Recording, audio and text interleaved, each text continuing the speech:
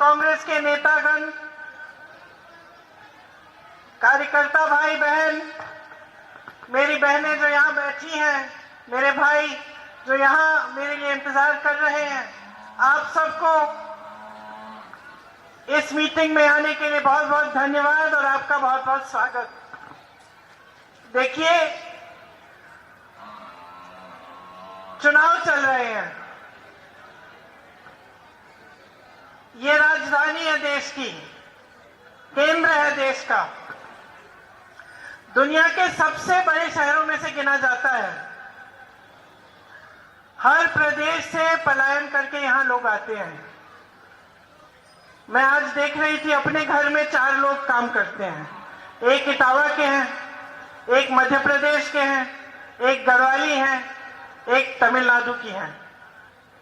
तो मेरे ही एक घर में 4 जने हैं जो दूर से पलायन करके यहाँ दिल्ली आए हैं, इस आशा को लेकर, इस उम्मीद को लेकर के उनका भविष्य बनेगा। और उसी तरह से लाखों लोग यहाँ आए अलग अलग शहरों से, ये उम्मीद लेकर कि यहाँ हमें रोजगार मिलेगा, हमें मौका मिलेगा कि हम अपनी जिंदगी को मजबूत बनाएं। और जो यहाँ के सदियों से जो यहाँ के परिवार हैं, जो दिल्ली वाले हैं, जो दिल्ली में रह रहे हैं, उन्होंने दिल्ली का इतिहास देखा, ये देखा कि सदियों से ये देश का केंद्र रहा है, देश की राजधानी रही है। तो आपने इस देश के लिए एक तरह से एक मिसाल बने आप, ये शहर एक मिसाल बना।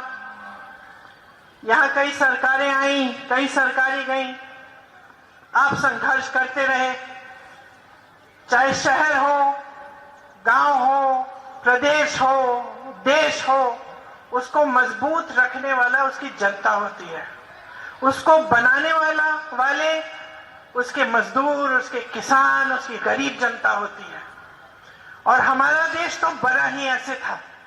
हमारा जो स्वतंत्रता संग्राम था, वो आपके परिवार के बुजुर्गों ने उसमें शामिल होकर इस देश को स्वतंत्र किया। शायद आपको भी एहसास नहीं होगा कि ये देश एक किसानों का देश है, ये देश किसानों ने बनाया है, इस देश की जनता ने बनाया है। आज भी इस देश की सुरक्षा कौन करता है? किसान के बेटे करते हैं। तो ये देश आपका है। सबसे पहली बात तो आप ये समझिए, बनाया आप ही ने है, आपके बुजुर्गों ने बनाया है। और ये देश आगे भी अगर मजबूत रहेगा तो आप ही के हाथों को मजबूत करके ही ये देश मजबूत रहेगा और शक्तिमान रहेगा। अगर आपको नकारा जाएगा, इस देश की जनता को दुर्बल बनाया जाएगा, तो ये देश कभी आगे नहीं बढ़ सकता, कभी मजबूत नहीं बन सकता।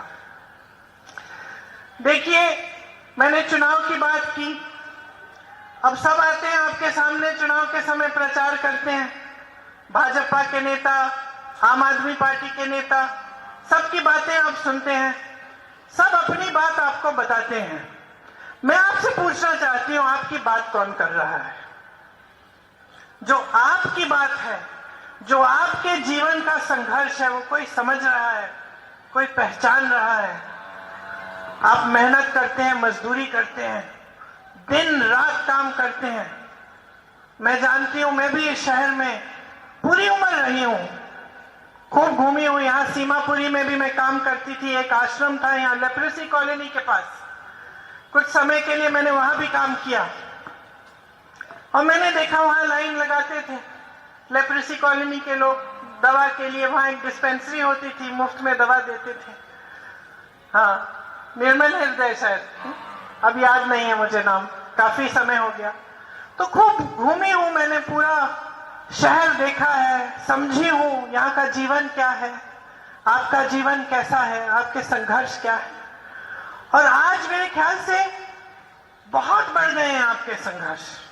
आप दिन रात मेहनत करते हो, चाहे आप अपनी छोटी दुकान संभालते हो, या छोटा बिजनेस करते हो, या मजदूरी करते हो, या ओला, उबर या डिलीवरी में काम करते हो, या फिर किसी के घर में काम करते हो।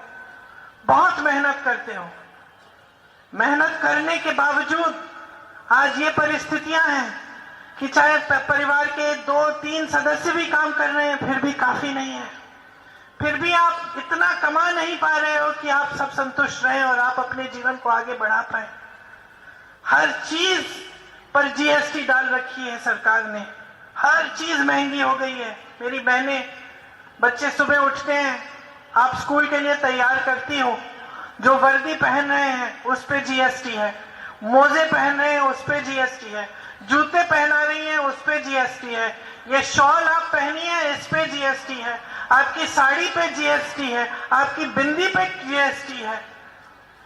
आप बच्चे को स्कूल भेजते हैं, फीस भरना मुश्किल हो गया है, पुस्तकों पे जीएसटी है, पेंसिल पे, पेन पे जीएसटी है। तो हर तरफ से महंगाई महंगाई दिख रही है आपको। पेट्रोल डीजल महंगा, सब कुछ महंगा हो गया है। कल संसद में बजट की बात हुई, चर्चा हुई, महंगाई की एक बात नहीं की, एक बात नहीं की। 1 घंटे का भाषण दिया, सब टैक्स बढ़ाई, ये करेंगे वो करेंगे, महंगाई कैसे कम करेंगे, एक लफ्ज नहीं बोला उस पे। आपकी परिस्थिति क्या है और सरकार क्या कर रही है। आपने कहा कि राजीव गांधी जी आए थे जब यहां हैजा हुआ था, प्रधानमंत्री थे उस समय। 10 सालों से मोदी जी प्रधानमंत्री हैं, कभी आए हैं? कभी देखा आपने अपनी आंखों से उनको? उस समय हैजा हुआ, आपके प्रधानमंत्री आ गए आपकी गलियों में। देखिए, ये कोई खास बात नहीं है। मेरे पिताजी हैं, अच्छा लगता है सुनकर कि आए, लेकिन खास बात नहीं है, गलतफहमी में मत रहो। प्रधानमंत्री का फर्ज है कि वो आए।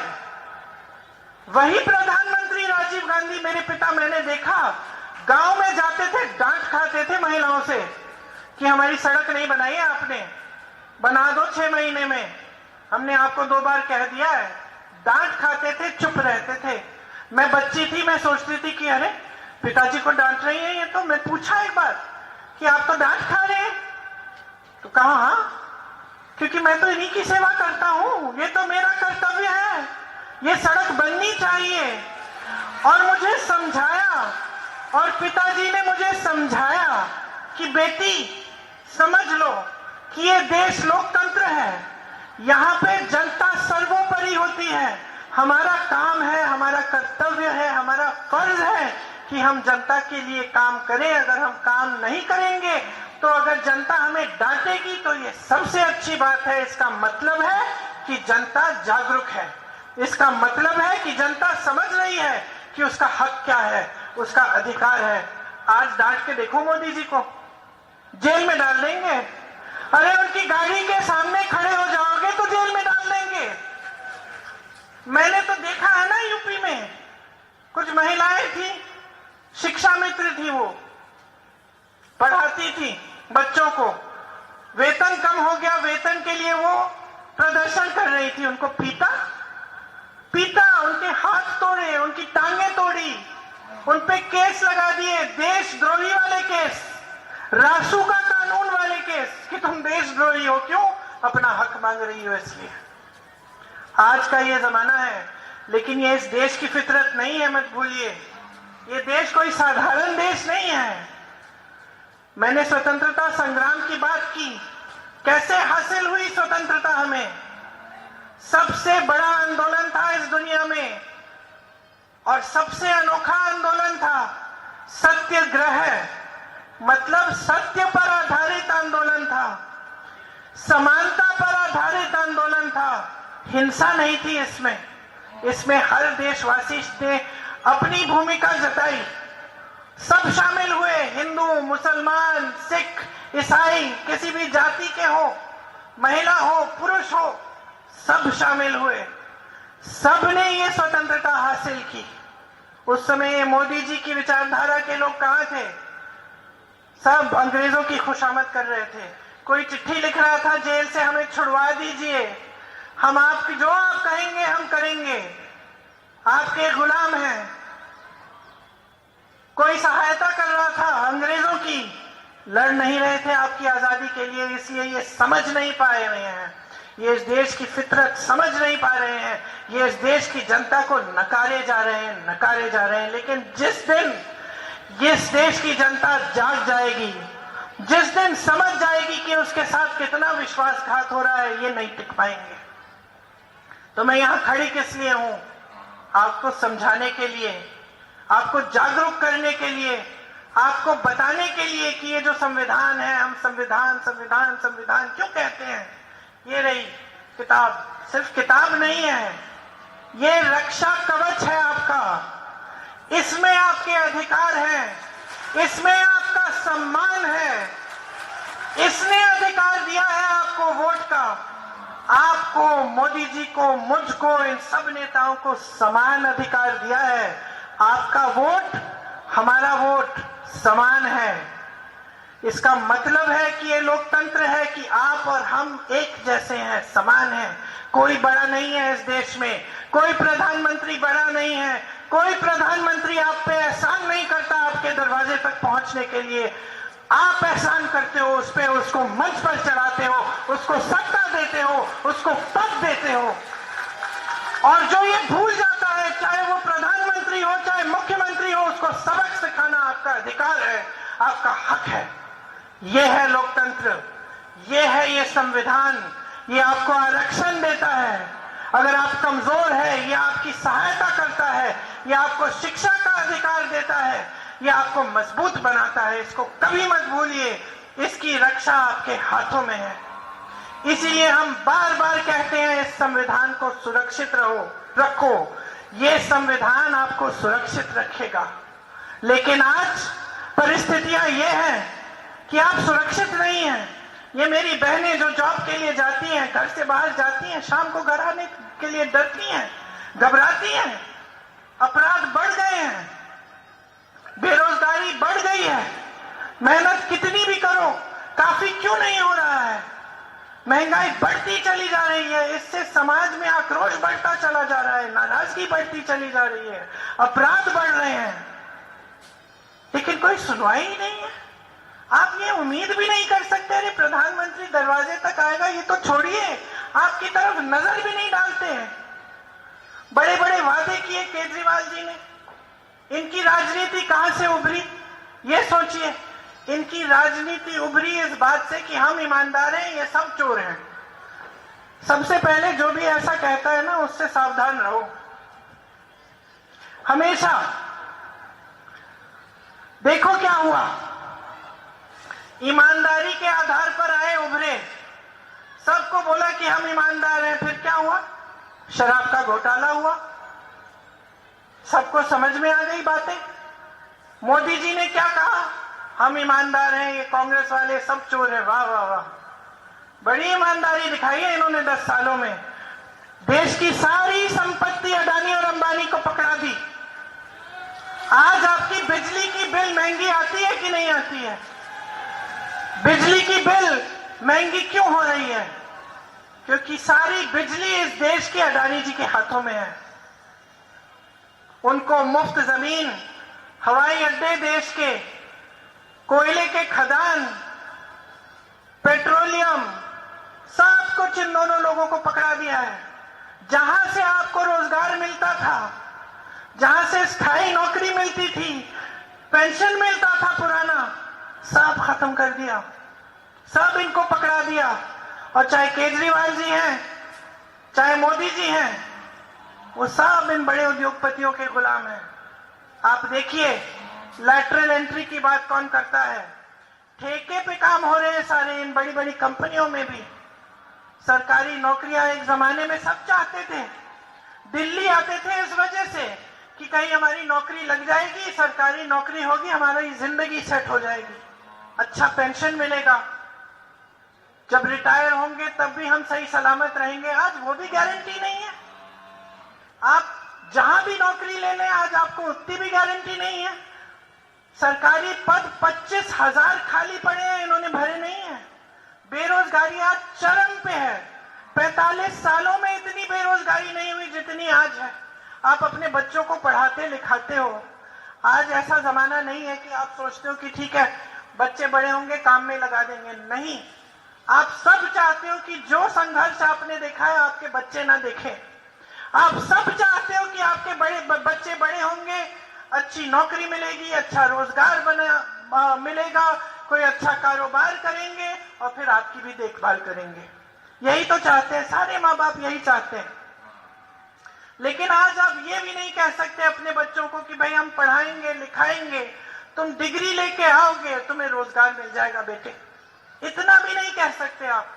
ये भी गारंटी नहीं है, क्योंकि सारे रोजगार के साधन बंद कर दिए हैं। यहाँ छोटी छोटी दुकानें हैं, छोटे बिजनेस हैं, आप मेहनत से बनाते हो। आज आप कमा कितना रहे हो? सारे पैसे जीएसटी में जा रहे हैं। महंगाई इतनी है कि आप कोई भी कारोबार करें, सामान खरीदने के लिए आपको इतना देना पड़ता है, आप कैसे मुनाफा करेंगे? ये लोग ऐसी स्कीमें लाते हैं, कभी कह देते हैं नोटबंदी, लाइन में खड़े हो जाओ, देशभक्ति दिखाओ अपनी। सबने देख ली देशभक्ति। आप सब देश की गरीब जनता लाइन में खड़े हो गए। कहां गए वो काला धन? कहां गया? आया वापस? नहीं आया। 10 साल ऐसे ही निकल गए। कोई फिजूल की स्कीम, कभी जीएसटी, कभी नोटबंदी, कभी कुछ। कोरोना हुआ, हमने हैजा की बात की, कोरोना हुआ, लाशें सड़क पे थी, अस्पताल में बेड नहीं मिल रहे थे, लोग ऑक्सीजन के लिए रो रहे थे, मर रहे थे। मोदी जी कहां थे? दुनिया भर घूम आए, अमेरिका गए, जापान गए, अफ्रीका गए, सब जगह गए, जहां आप नाम लो वहां पहुंच गए। लेकिन यहां सीमापुरी तो नहीं आए होंगे। सीमापुरी छोड़िए, अपने घर से निकलकर जो सामने वाली कॉलोनी है उसमें नहीं गए होंगे, उस समय भी जब देश संकट में था। आज मेरी बहनें इतनी मेहनत करती हैं, आप बाहर अगर काम करती हैं, घर आती हैं, तो आपको घर भी संभालना पड़ता है। ये मत समझिए कि कोई समझ नहीं रहा है ये बात। हम समझते हैं कि सबसे ज्यादा जो महंगाई और जो समाज का बोझ है वो मेरी बहनों के कंधों पर है। आप कितना भी काम करें, घर आकर और काम करेंगी, रसोई में खाना पकाएंगी, सफाई करेंगी, देखेंगी कि सब परिवार के सब सदस्य ठीक ठाक हैं। जब वो सो जाएंगे तभी आप सोएंगी। ये हर परिवार में ऐसा ही है। ये हमारा समाज ऐसा है कि हम बोझ उठाते हैं, लेकिन कौन समझ रहा है आपका बोझ, आपका दर्द? कौन समझ रहा है कि आप कुछ भी करें, किस तरह से अपने बच्चे को पालते हैं? बच्चा बीमार पड़ता है, हॉस्पिटल ले जाना पड़ता है, घबराहट होती है। प्राइवेट में ले जाएंगे, इतने पैसे लगेंगे, आएंगे कहां से? सरकारी अस्पताल में लाइन में खड़े रहेंगे, कुछ मिलेगा नहीं। त्योहार आता है, घबराहट होती है, घर में लिपाई पुताई करनी है, मेहमान आएंगे, क्या मुंह दिखाएंगे? कुछ तो बनाना पड़ेगा, पैसे इकट्ठे करो उसके लिए। बच्चा कहता है मुझे ये इम्तिहान देना है, परीक्षा देनी है जॉब के लिए, पाठशाला में कुछ पढ़ाया नहीं जा रहा है ठीक ढंग से। आप सोचते हो चलो ट्यूशन लगा देंगे।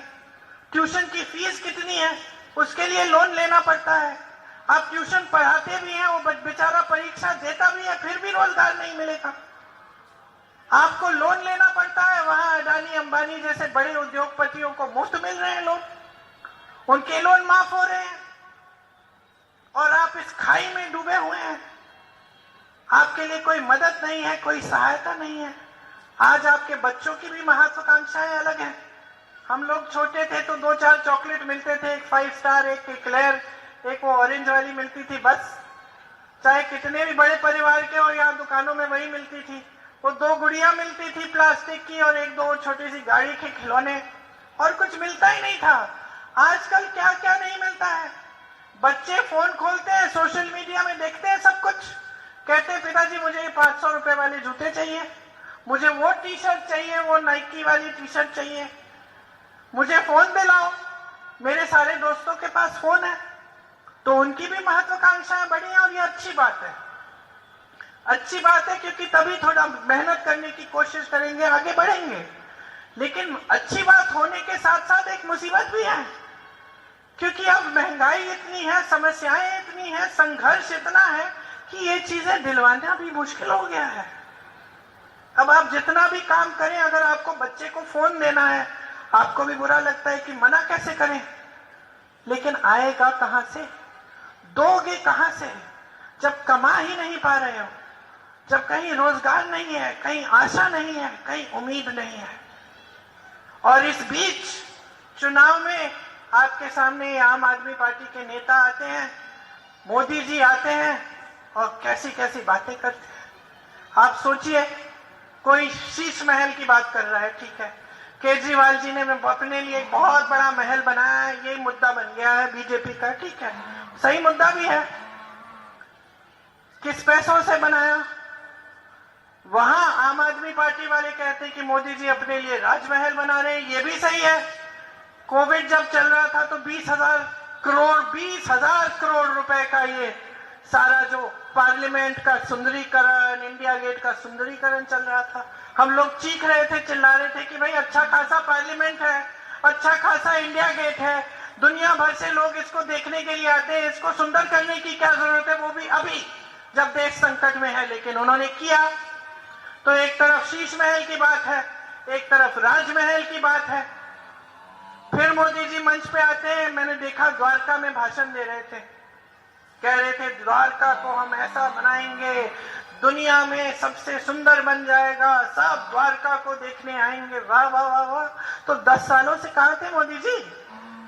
10 सालों से आपकी केंद्र में सरकार थी, तो क्या 10 साल काफी नहीं थे द्वारका को सुंदर बनाने के लिए?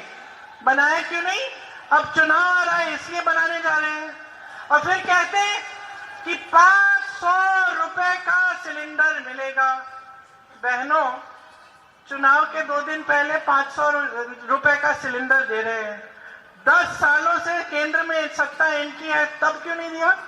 तब आप 900, 1100, 1200 में सिलेंडर क्यों खरीद रहे थे? अब चुनाव आ रहा है तो याद आ गई आप। अब सब महिला सशक्तिकरण, महिला सशक्तिकरण, वाह, अब सबको महिलाएं याद आ गई। और 10 सालों से जो आपकी सुरक्षा के बारे में किसी ने नहीं सोचा। सोचिए, आम आदमी पार्टी किस मुद्दे पे आई थी, उभरी थी, किस मुद्दे पे? महिला की सुरक्षा के मुद्दे को लेकर इन्होंने शीला दीक्षित जी को जलील किया, उनके खिलाफ कैसे कैसे इल्जाम लगाए। आज क्या महिला सुरक्षित है इनकी दिल्ली में? आज बहन, आप काम के लिए जाती हो तो घबराहट नहीं होती आपको? होती है ना? आप सोचते हो कम से कम 2-2 जने चलते हैं, चलो शाम हो रही है इकट्ठे चलते हैं, अकेली नहीं जा पाओगी। तो ये परिस्थितियां हैं। मुद्दे कैसे कैसे उठा रहे हैं ये लोग। मोदी जी उस दिन कह रहे थे, मेरी मां के बारे में कह रहे थे कि उन्होंने राष्ट्रपति का अपमान किया है। कैसा मुद्दा निकाला इन्होंने। एक बुजुर्ग महिला दूसरी बुजुर्ग महिला के साथ अपनी सहानुभूति व्यक्त कर रही है, कह रही है बेचारी राष्ट्रपति जी थक गई होंगी, 1 घंटे का भाषण उनको पढ़ना पड़ा। और इन्होंने इसको चुनावी मुद्दा बनाने की कोशिश कर दी। कह रहे हैं कि अपमान किया है, ऐसा किया है, वैसा किया है। यार, अपमान तो आप कर रहे हैं देश की जनता का। देश की जनता जूझ रही है, खाने को नहीं है, रोजगार नहीं है, महंगाई की वजह से कुछ मिल नहीं रहा है, पेंशन नहीं मिलता, सरकारी कर्मचारी परेशान है, सफाई कर्मचारी परेशान है, सब परेशान है, और तुम ये फिजूल की बातें कर रहे हो। तो मैं आपसे पूछना चाहती हूं बहनों और भाइयों, जागना है कि नहीं जागना है? असली मुद्दों पर उतारो इन्हें, सही मुद्दों की बात करें। जितने भी नेता हैं इस मंच पे बैठे, और मैं भी इसमें शामिल हैं, हम सबको ये सबक सिखाओ कि जब तक हमारे मुद्दों पे बात नहीं होगी तब तक तुम्हें वोट नहीं मिलेगा।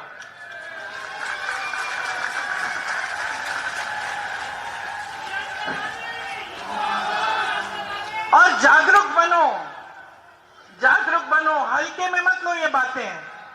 यहां आए हो, बैठे हो, मेरी बातों को सुन रहे हो, तो जागरूक बनो, समझो कि इनकी राजनीति क्या है, क्या हो रहा है आज इस देश में। मैंने अडानी जी, अंबानी जी की बात की, इससे आपका क्या असर, आप पे क्या असर हो रहा है, समझ रहे हैं आप? जब देश की संपत्ति सारी 2-3 बड़े बड़े उद्योगपतियों को दी जा रही है, तो किसकी संपत्ति है? मोदी जी की है? केजरीवाल जी की है? किसकी है? आपकी संपत्ति है, आपकी संपत्ति है। कैसे? जो स्कीम्स बनती हैं आपके लिए, जो आपके लिए सरकार करती है। इंदिरा जी ने अगर ये घर बनवाए, किन पैसों से बनवाए? अपनी जेब से तो नहीं निकाले उन्होंने पैसे।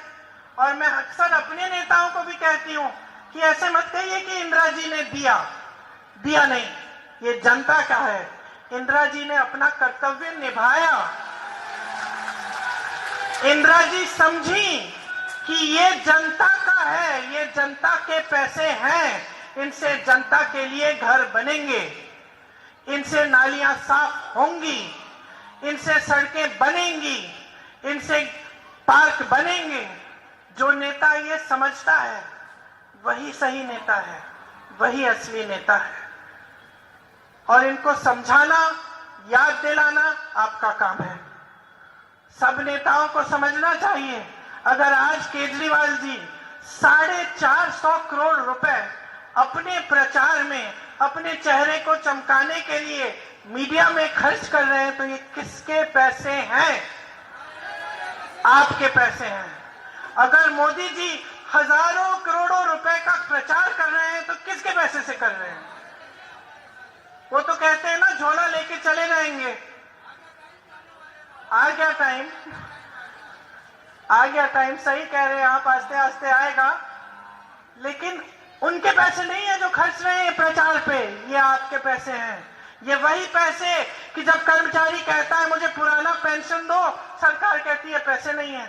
जब किसान कहता है कि मेरे कर्ज माफ करो, सरकार कहती है कि पैसे नहीं है। जब आप कहते हैं कि मुझे बिजली 200-300 यूनिट फ्री दो, कहते सरकार के पास पैसे नहीं है।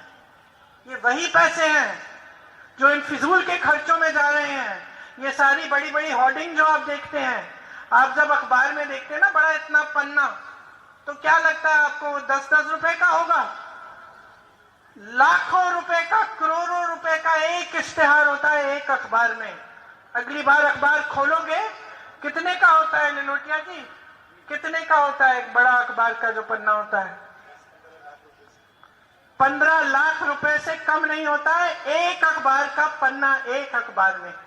अब आप सोचो, मोदी जी का चेहरा इस देश के हर अखबार में हर 2 दिन निकलता है, छपता है इतना बड़ा बड़ा कि हम ये कर रहे हैं, वो कर रहे हैं, करते कुछ नहीं है, लेकिन आपके पैसे जरूर खर्चते हैं। मैं तो कहती हूँ एक बड़ा इश्तिहार बना दो, ये आपके पैसों से लगाया है मैंने, हिम्मत है तो लगाए, अपने चेहरे के नीचे लिख लें, देश की जनता धन्यवाद, ये आपके पैसे मैंने खर्चे हैं। क्योंकि आपके लिए तो खर्च नहीं रहे हैं, और जहां कर सकते हैं वो आपको कमजोर करने का काम कर रहे हैं।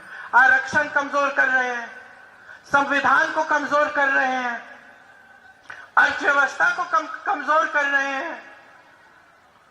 रुपया देखो किस तरह से गिर रहा है, कमजोर हो रहा है। आपकी ईएमआई महंगी हो रही है, बढ़ती चली जा रही है। तो इन्होंने बहानेबाजी के अलावा किया क्या है? मोदी जी को मिल गए पंडित नेहरू। जो गलत है, जो ठीक नहीं है, जो कर नहीं पा रहे हैं, वो नेहरू जी की वजह से।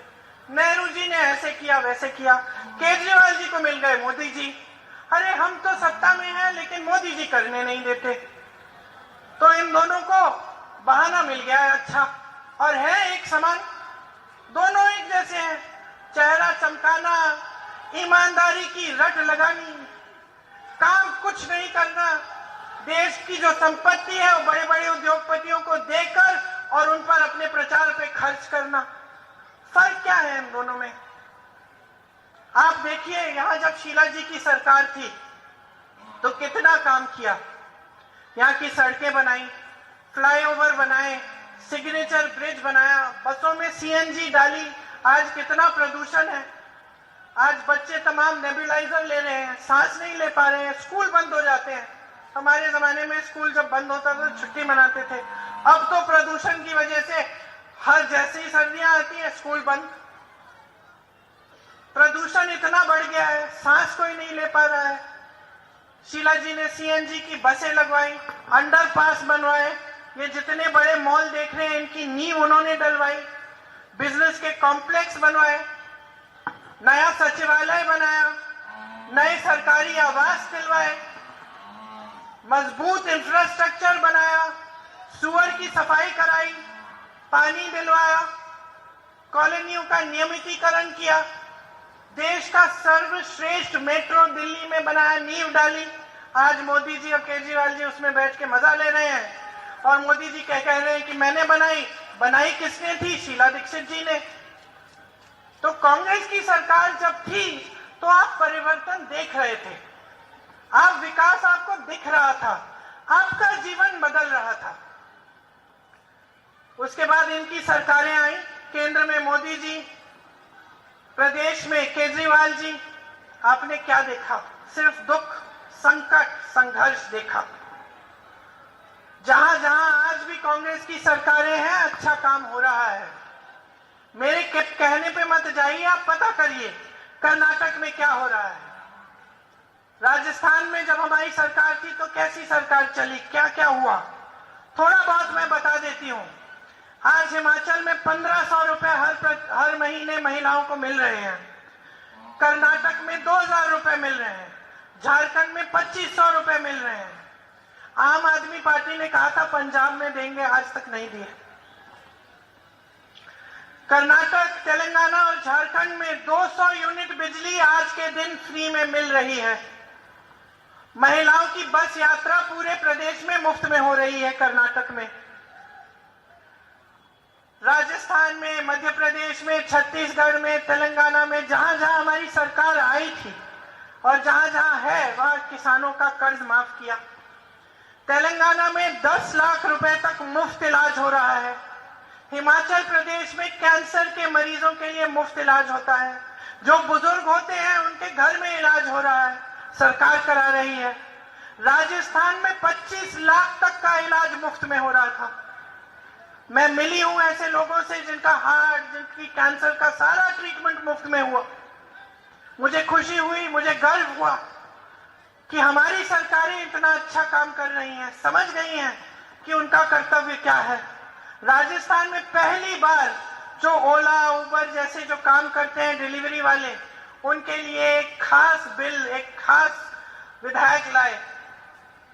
तेलंगाना में 10 लाख रुपए का बीमा मिलता है डिलीवरी वालों को। कर्नाटक में 4 लाख का बीमा मिलता है। गैस सिलेंडर 500 रुपए में फ्री में, 500 रुपए में तेलंगाना में मिल रहा है आज के दिन। हिमाचल, राजस्थान और छत्तीसगढ़ में पुराना पेंशन लागू है आज के दिन। गरीबों को घर बनाने के लिए कर्नाटका की सरकार 3.5 लाख की मदद दे रही है। हिमाचल प्रदेश में 7 लाख की मदद मिल रही है। तेलंगाना में कांग्रेस की सरकार 5 लाख की मदद दे रही है। और यहां क्या हो रहा है? यहां आपकी गलियां मैल से भरी हुई हैं। यहां पे बड़े बड़े कूड़े के पहाड़ बनाए हुए हैं।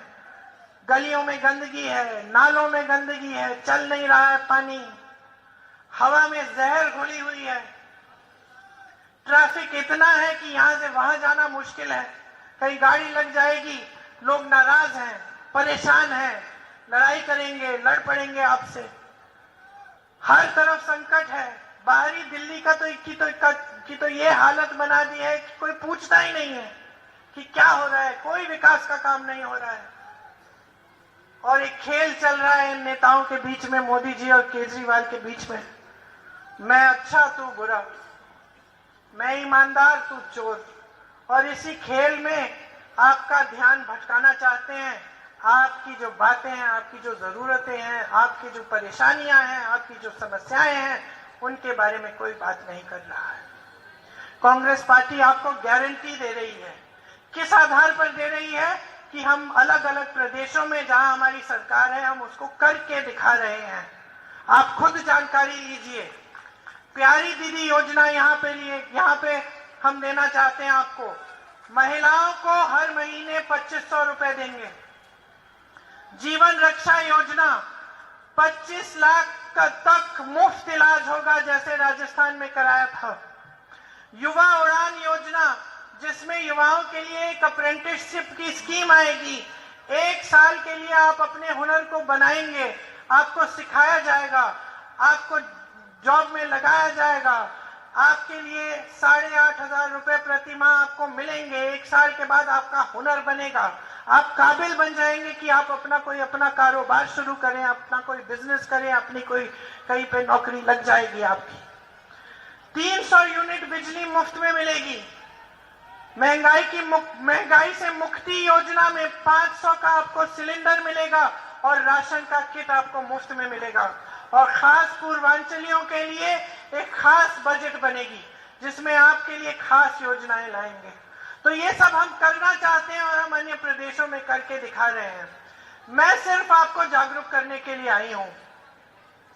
यहां आपने नाम लिया संतोष कोहली जी का, आज हम उनको श्रद्धांजलि दे रहे हैं। एक युवा महिला थी, संघर्ष किया, लड़ी, आपके लिए लड़ी। इसी तरह से आप इनसे सीखो और अपने लिए लड़ना सीखो। और सबसे बड़ी चीज इस लड़ाई में क्या है? आपकी जागरूकता है।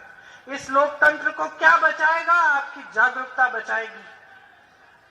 आप मजबूत बनोगे, जानकारी लोगे, सवाल उठाओगे, प्रश्न करोगे नेताओं से, तभी ये देश मजबूत रहेगा, तभी ये देश बुलंद रहेगा। तो मैं आपसे आग्रह करने आई हूं कि 5 तारीख को चुनाव है, सबकी जानकारी लो, जागरूक बनो और ऐसे अपना वोट दो जिससे आपकी ही भलाई हो। लिलोटिया जी आपके लिए काम करेंगे, आपकी समस्याओं को समझते हैं, अपने कर्तव्य को समझते हैं, अपनी जिम्मेदारी को समझते हैं। इनके हाथ मजबूत करिए, भारी से भारी बहुमत से इनको जिताइए, कांग्रेस की सरकार दोबारा दिल्ली में लाइए ताकि आपका भविष्य बदले, आपकी दिल्ली बदले। इस दिल्ली को जिस पर हम सबको गर्व है, इस दिल्ली को आप बचाइए इन लोगों से, इस गलत राजनीति से।